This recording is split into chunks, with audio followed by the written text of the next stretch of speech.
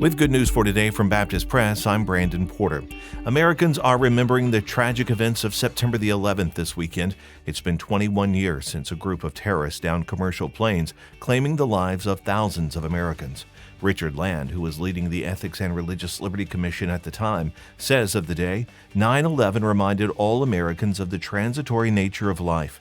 Churches were full right after 9/11. Then things went back to normal. A lot of Americans have been lulled into a sense of semi-immortality. Events like this intrude upon Americans' false sense of security. Life is a fragile thing, and none of us is guaranteed any set number of years. We need to keep our minds on eternal things and help fellow Americans keep their minds on eternal things as well. Elizabeth II of England, Britain's longest-serving monarch and the official head of the Church of England, died Thursday at Balmoral Castle in Scotland at age 96. She came to the throne in 1952, but had dedicated her life to service of her nation 6 years earlier as a 21-year-old princess. She said, "God help me to make good my vow." On Thursday, Archbishop of Canterbury Justin Welby released a statement noting the signs of a deeply rooted Christian faith in the Queen's life.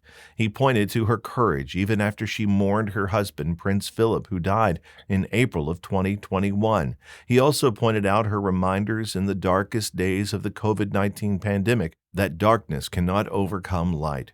He also noted her service to her people and her God.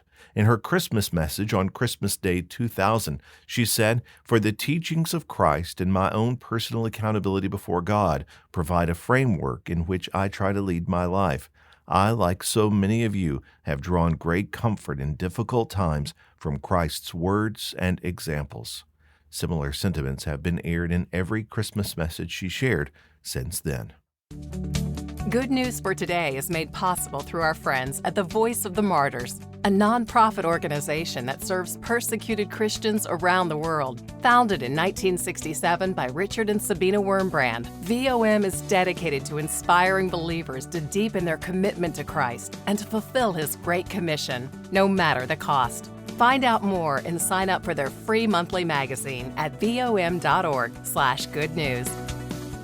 The college at Southeastern held its inaugural commencement for the Wake County, North Carolina Extension Center educational program.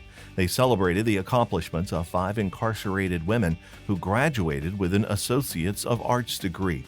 In partnership with the North Carolina Department of Public Safety and the Sunshine Lady Foundation, the college launched its educational program in August of 2020.